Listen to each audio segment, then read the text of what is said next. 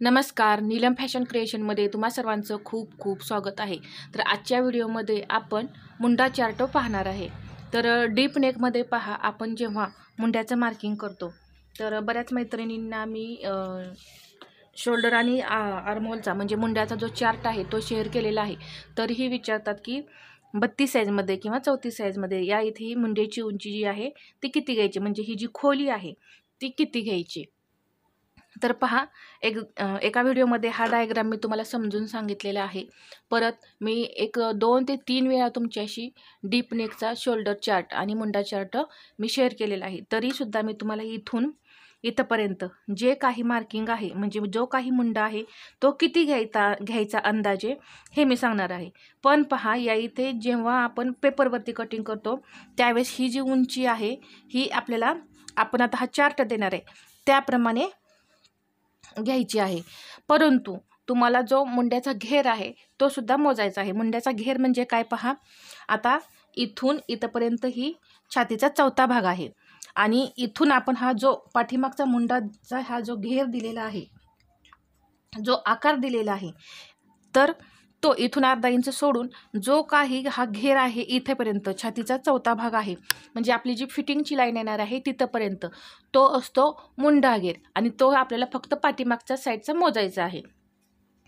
तर त्या मुंडा घेरावरून आपल्याला ही जी उंची आहे ती कमी जास्त करावी लागते। म्हणजे ही जी उंची घेणार आपण ती फिक्सच राहील असं नाही। कधी कधी तेवढंच माप आपल्याला, म्हणजे मी या इथे जे सांगणार आहे मुंडा चार्ट, कधी कधी ते फिक्स राहतं, पण कधी कधी कोणाचा मुंडा कमी होतो आणि कोणाचा मुंडा जो आहे तो जास्त राहतो।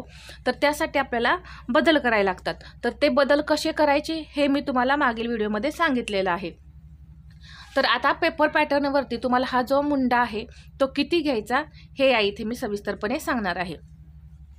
जसजशी साईज मोठी होत जाईल तसतसं या इथे हा मुंडा जो आहे तो वाढत जातो, कधी कधी कोणाला कमी लागतो। आता आपण हा जो चार्ट आहे तो फक्त डीप नेकमध्ये वापरायचा आहे, पहा, बोट नेकमध्ये नाही किंवा कमी गळा असतो त्यामध्ये नाही वापरायचा।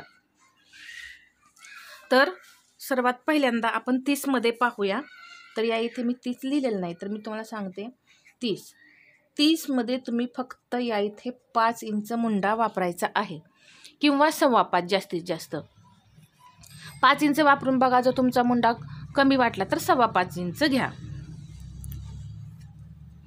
तर पेपरवरती मार्किंग करताना पहा, आधी आपण छातीचा ही उंची टाकल्यानंतर छातीचा चौथा भाग करतो आणि 1.5 इंच शिलाई मार्जिन मिक्स करतो। तर तुम्ही इथपर्यंतच मुंडा मोजायचा आहे हे लक्षात घ्या। आता ही 32 साईज आहे। 32 साईजमध्ये आपण इथून इथपर्यंत जी उंची आहे ती मुंड्याची आपण 5.5 इंच घेणार आहे। 32 साईजमध्ये 5.5 घ्यायची आणि 34 मध्ये सुद्धा आपल्याला 5.5 इंचच मुंड्याची उंची घ्यायची आहे। नंतर तुम्ही बदल करायचे आहेत पहा मुंडा घेर पाहून। 36 मध्ये आपल्याला मुंडा 6 घ्यायचा आहे।